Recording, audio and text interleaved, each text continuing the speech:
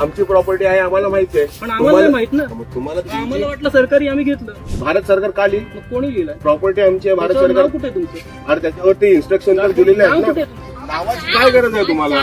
इथे आम्ही नावाची बोर्ड पाठी लावलेली होती, कुठे आहे मग? लावलेली होती. पूर्ण ऐका, तुम्ही आधी विचारू नका. तर असेच काय ते कुठे लिहिलेला हा प्रश्न विचारलास ना. तुझं नाव कुठे लिहिलं किल्ल्यावर?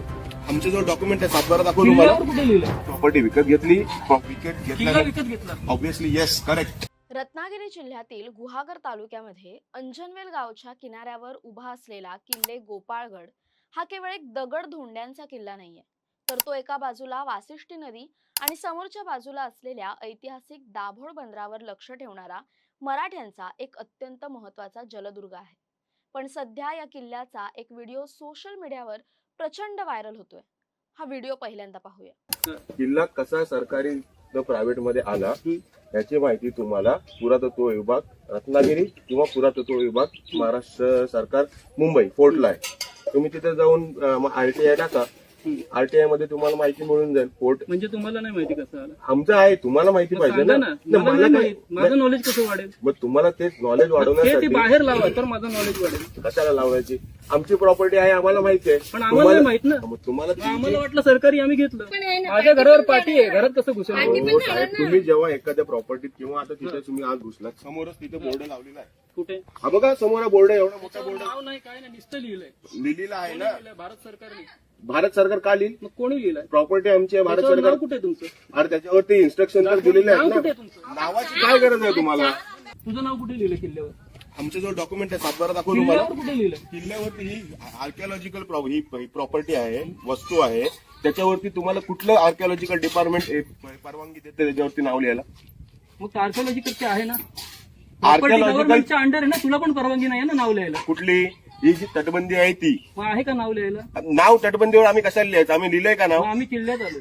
तुम्ही आज प्रॉपर्टी जी आहे जमीन तुमची झाडं प्रायव्हेट आहे का सरकारी? तुम्ही काकी तुम्ही पण त्या मुलांना विचारायचं. आम्ही त्यांना समजून जे- सांगतो जे की काय खालचे असेल. उचलले. जे एवढं काय असेल. वाढवायची त्या पोरींना पण गरज नाही तुमच्या आता नोकरांना. नाही नोकरांना मग त्यांना ठेवण्याचं कारण काय? ठेवण्याचं कारण काय म्हणजे कशाला ठेवलंय? टुरिस्टला ओरडायला. टुरिस्ट जर समजा मग टुरिस्ट अलाउड नाही आतमध्ये. आम्ही असं बोललो तुम्हाला, मग टुरिस्टनी यायचं, बघायचं, निघून जातं. टुरिस्ट म्हणजे काय? बघण्यासाठी येतात. आंबे खालचे उठवण्यासाठी काढण्यासाठी येत नाहीत. किल्ल्यांवर झाडं लावायला. झाडं आम्ही प्रॉपर्टी विकत घेतली, किल्ला विकत घेतला. Obviously yes, correct. दाखव. काय तुम्हाला सांगते? RTI टाका ना तुम्ही. महाराष्ट्र शासनाने किल्ला विकला. विकला तुम्ही, RTI टाका. तुम्हाला RTI मध्ये जी माहिती पाहिजे ती सगळी माहिती तुम्हाला मिळून जाईल. तुमच्याकडे नाही. माझ्याकडे आहे, मी का देऊ? मी थोडी तुम्हाला मी तरी कसं मानू? मानू कशाला? तुम्ही ऑनलाईन सर्च करा. यामध्ये बदलापूरचे सागर पवार पर्यटनासाठी इथे आले होते. अयाज मनियार नावाचा एक व्यक्ती स्वतःला या अख्ख्या किल्ल्याचा मालक म्हणवून घेतोय आणि पर्यटकांना धारेवर धरतोय. तो चक्क असा दावा करतोय की हा किल्ला, त्याची तटबंदी आणि आतमधील जागा ही त्याची खासगी मालमत्ता आहे आणि यावर महाराष्ट्र सरकार किंवा पुरातत्व विभागाचा कोणताही अधिकार नाही. किल्ल्याच्या मुख्य दरवाजाला लोखंडी गेट आणि दोऱ्या बांधून पर्यटकांची अडवणूक केली जात असल्यामुळे तमाम शिवप्रेमींकडून तीव्र संताप व्यक्त केला जातोय. त्यामुळे आज आपण या व्हिडिओच्या माध्यमातून हे सर्व प्रकरण काय आहे आणि हा किल्ला या मणियारकडे कसा गेला समजून घेऊया या व्हिडिओच्या माध्यमातून. नमस्कार, मी संचारी आकेरकर आणि आपण पाहताय टाइम महाराष्ट्र. हा वाद समजून घेण्यापूर्वी आपल्याला गोपाळगडचा गौरवशाली इतिहास समजून घेणं अत्यंत गरजेचं आहे. गोपाळगड हा किल्ला मूळचा आदिलशाही राजवटीच्या काळात दाभोळ बंदराच्या आणि समुद्राच्या व्यापारी मार्गांवर बारीक नजर ठेवण्यासाठी बांधला गेला होता. इसवी सन 1660 मध्ये जेव्हा छत्रपती शिवाजी महाराजांनी आपली यशस्वी दाभोळ मोहीम फत्ते केली, तेव्हा त्यांनी हा किल्ला आदिलशहाकडून जिंकून स्वराज्यात सामील केला आणि त्याचं नामकरण गोपाळगड असं केलं. 1660 पासून ते 1699 पर्यंत म्हणजे जवळपास 39 वर्ष हा किल्ला अखंडपणे मराठ्यांच्या स्वराज्याचा एक अभेद्य भाग होता.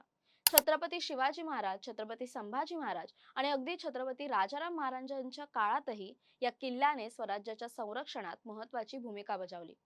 पण 1699 मध्ये जेव्हा जंजिऱ्याच्या सिद्दी खैरात खानने कोकणात धुमाकूळ घातला, तेव्हा रायगड आणि इतर सागरी किल्ल्यांसोबतच गोपाळगड देखील मराठ्यांच्या हातातून सुटून सिद्धीच्या ताब्यात गेला.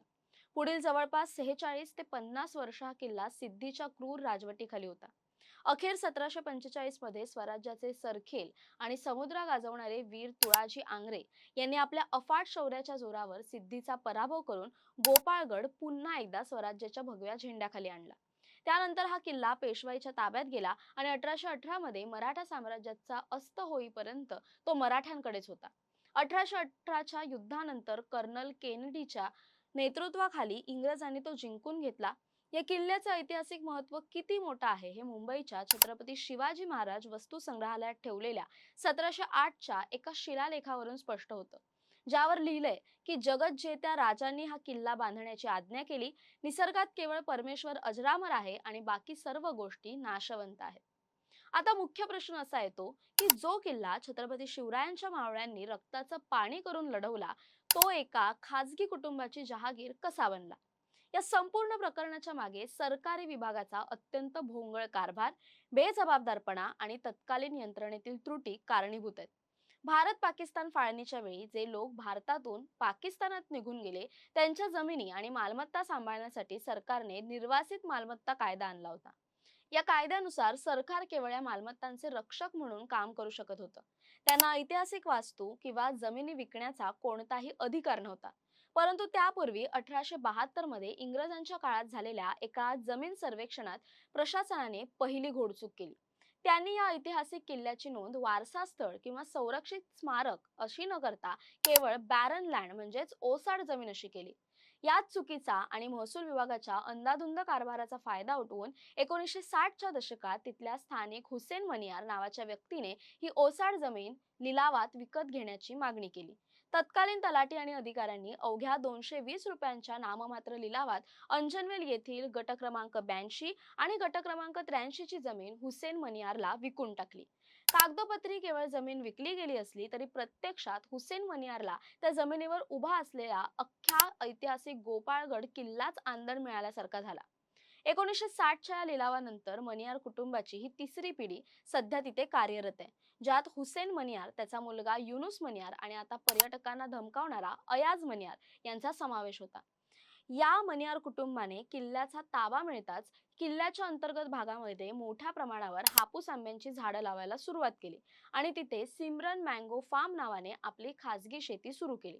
हा ऐतिहासिक किल्ला एका खाजगी आंब्याच्या बागेत रूपांतरित झाल्यामुळे तिथे येणाऱ्या शिवप्रेमी पर्यटकांमध्ये आणि मनियार कुटुंबामध्ये सतत वाद होऊ लागले. मनियार कुटुंबाला भीती असायची की पर्यटक त्यांच्या बागेतील आंबे चोरतील किंवा झाडांचं नुकसान करतील, तर दुसरीकडे पर्यटकांना आपल्या राजाच्या किल्ल्यावर जाण्यासाठी एका खाजगी व्यक्तीची दादागिरी सहन करावी लागत होती. अतिशय दुर्दैवाची गोष्ट म्हणजे या आंब्याची शेती करण्यासाठी किल्ल्याच्या आतमधल्या अनेक ऐतिहासिक वास्तू, काही विहिरी, जुनी समाधी स्थळं आणि ऐतिहासिक अवशेष पूर्णपणे सपाट करून नष्ट करण्यात आले. एवढंच नव्हे तर किल्ल्याच्या संरक्षणासाठी बाहेरच्या बाजूला असलेला जो मोठा खंदक होता तो देखील माती टाकून सपाट करण्यात आला आणि मुख्य प्रवेशद्वारावर लोखंडी गेट लावून पर्यटकांना बंदी घालण्यात आली. हा सर्व अन्याय आणि ऐतिहासिक वारशाची होत असलेली विटंबना पाहून अक्षय पवार आणि दीपक वैद्य या दोन स्थानिक शिवप्रेमी तरुणांनी गोपाळगडला खाजगी विळख्यातून मुक्त करण्याचा विडा उचलला. त्यांनी स्थानिक प्रशासन, गिरिमित्र फाउंडेशन आणि विविध सामाजिक राजकीय संघटनांच्या मदतीने एक मोठा कायदेशीर आणि मैदानी लढा उभारला. या लढ्याला अखेर यश आलं आणि 4 नोव्हेंबर 2009 रोजी भारतीय पुरातत्व विभागाने आणि महाराष्ट्र सरकारने पहिल्यांदा या किल्ल्यावर राज्य संरक्षित स्मारक असल्याचा अधिकृत बोर्ड लावला. त्यानंतर कायदेशीर प्रक्रिया पूर्ण करून 26 ऑगस्ट 2016 रोजी सरकारने गॅजेट काढून हा किल्ला अधिकृतपणे सरकारी संरक्षित स्मारक म्हणून घोषित केला. या निर्णयाच्या विरोधात मनियार कुटुंबाने मुंबई उच्च न्यायालयात धाव घेतली आणि आपल्या 1960च्या लिलावाच्या कागदपत्रांच्या आधारे संपूर्ण किल्ल्याच्या जमिनीवर मालकी हक्क कायम ठेवण्यासाठी अनेक रिट याचिका दाखल केल्या. परंतु उच्च न्यायालयाने मनियार कुटुंबाचा हा दावा पूर्णपणे फेटाळून लावला आणि स्पष्ट केलं की कोणताही ऐतिहासिक किल्ला किंवा राष्ट्रीय वारसा कोणाचीही खाजगी मालमत्ता असू शकत नाही. आता आपण 2025-26 मधील या किल्ल्याच्या अगदी वास्तविक कायदेशीर स्थितीबद्दल जाणून घेऊया. 2024 मध्ये प्रशासनाने किल्ल्याच्या आत असलेले कायदेशीर खाजगी बांधकाम आणि अडथळे तोडून टाकले होते. सद्यस्थितीत म्हणजेच एप्रिल 2025 मध्ये महाराष्ट्र सरकारने आणि पुरातत्व विभागाने या किल्ल्याचा आणि संबंधित जमिनीचा ताबा पूर्णपणे आपल्याकडे घेतलाय. जर आपण अंजनवेल येथील गट क्रमांक 82 आणि 83चा अधिकृत सातबारा किंवा सरकारी रेकॉर्ड तपासला तर त्यावर आता मणियार कुटुंबाचं नाव नसून ही जमीन पूर्णपणे सरकारी मालकीची आणि महाराष्ट्र औद्योगिक विकास महामंडळाच्या किंवा पुरातत्व विभागाच्या नावावर नोंदवलेली दिसते. म्हणजेच कायदेशीररित्या अयाज मणियारकडे आता या जमिनीचा कोणताही मालकी हक्क किंवा सातबारा उरलेला नाही. हायकोर्टाने केवळ एकच गोष्ट मणियार कुटुंबाच्या बाजूने सांगितली होती, ती म्हणजे किल्ल्याच्या आत त्यांनी जी आंब्याची बाग लावली होती त्या झाडांची आणि पिकाची जी काही नुकसान भरपाई असेल ती पुरातत्व विभागाने त्यांना द्यावी. आता ही नुकसान भरपाई पूर्ण मिळाली आहे की नाही याच्या तांत्रिक बाबी अद्याप स्पष्ट झालेल्या नाहीयेत. परंतु केवळ नुकसान भरपाई मिळाली नाही किंवा उशीर झाला या कारणावरून मणियार कुटुंबाला संपूर्ण किल्ल्यावर मालकी हक्क सांगण्याचा किंवा तिथे येणाऱ्या पर्यटकांना अडवण्याचा कोणताही कायदेशीर अधिकार उरत नाही. याच गोष्टीचं स्पष्टीकरण दुर्गप्रेमींनी दिलेलं आहे. हा व्हिडिओ एकदा आपण पाहूया. गोपाळगड किल्ला हा राज्य संरक्षित स्मारक व्हावा किंवा तो राज्य सरकारने ताब्यात घ्यावा यासाठी अंजनवेलचे ग्रामस्थ, शिवतेज फाउंडेशन आणि तमाम शिवप्रेमी मागची सुमारे 14 वर्ष सातत्याने संघर्ष करत आले. आणि या संघर्षाची परिणती म्हणून सन 2016 मध्ये महाराष्ट्र शासनाच्या पुरातत्व विभागाने हा किल्ला राज्य संरक्षित स्मारक म्हणून घोषित केला. त्याची अधिसूचना देखील प्रसिद्ध करण्यात आली. त्यानंतर हे जे काही शासकीय कागदपत्र आहेत त्याचं सुद्धा आपण सगळ्यांनी दखल घेतली पाहिजे.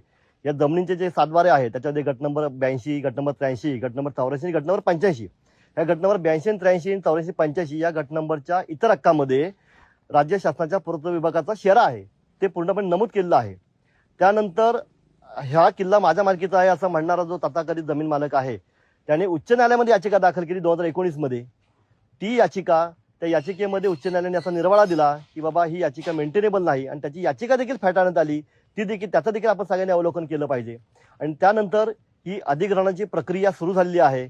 पुरातत्व विभागामार्फत जिल्हाधिकारी कार्यालयामध्ये प्रस्ताव देखील दाखल करण्यात आलेला आहे आणि हा प्रस्ताव हा गेल्या 2-4 महिन्यामध्ये येणाऱ्या हा पूर्णत्वास जाईल आणि खऱ्या अर्थाने तमाम अंजनवेलच्या ग्रामस्थांचा, शिवप्रेमींच्या लढ्याला यश येणार आहे.